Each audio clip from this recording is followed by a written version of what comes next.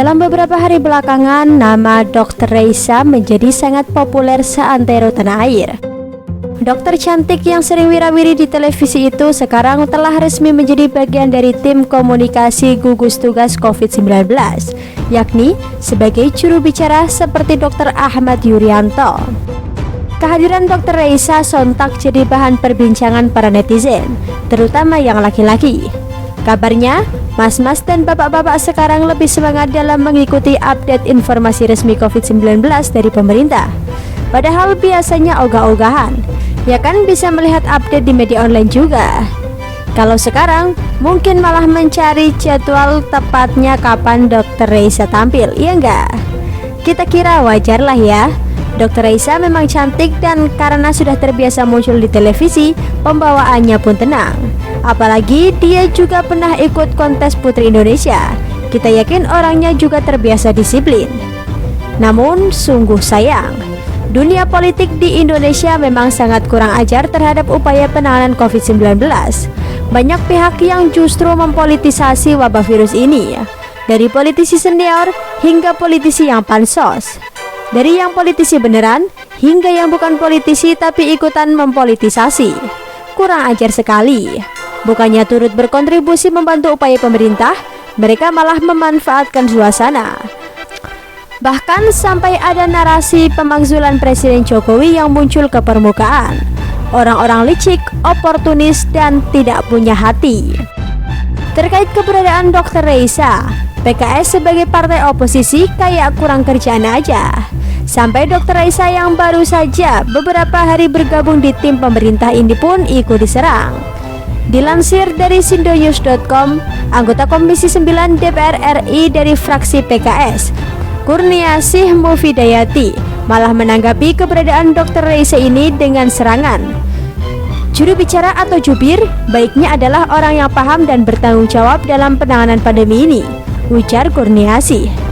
Seharusnya pemerintah fokus pada konten pengumumannya dan pada aksi solusi pengendalian penambahan angka positif COVID-19 dan meninggal, bukan pada juri bicara, tambahnya. Nama Kurniasih sangat asing di telinga kita. Maka yang pertama kita ingin tahu adalah apakah Kurniasih ini seorang dokter juga? Tapi ternyata bukan. Di profilnya yang disediakan oleh PKS, latar belakang pendidikannya hanyalah S3. S1 jurusan Bahasa Inggris IKIP Semarang, S2 jurusan Ilmu Administrasi dan Kebijakan Pendidikan Universitas Indonesia, dan S3 juga jurusan Ilmu Administrasi Universitas Indonesia. Setelah dicek riwayat pekerjaannya, Kurniasih ini tak pernah bekerja di bidang medis. Dia pernah bekerja di bidang pendidikan saja, selain menjadi anggota DPR DKI Jakarta dan sekarang di DPR RI. Terus bagaimana pertanggungjawabannya terhadap pernyataan yang menyerang Dr. Raisa? Dari mana dan bagaimana Kurniasih ini paham soal pandemi untuk bisa menilai apakah Dr. Raisa paham dan bertanggung jawab dalam penanganan pandemi? Kan tidak nyambung. Apakah Dr. Raisa beneran seorang dokter?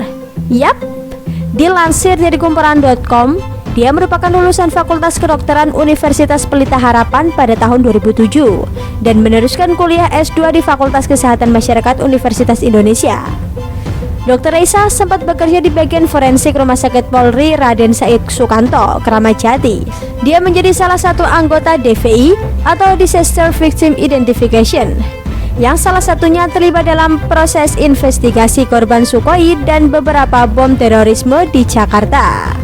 Dr. Raisa juga masih termasuk dalam pengurus besar IDI sebagai anggota bidang kesekretariatan, protokoler, dan public relation pengurus besar Ikatan Dokter Indonesia. Membandingkan Kurniasih dengan Dr. Raisa ketika berbicara tentang ilmu kesehatan, tentunya kita akan lebih percaya dengan Dr. Raisa dong.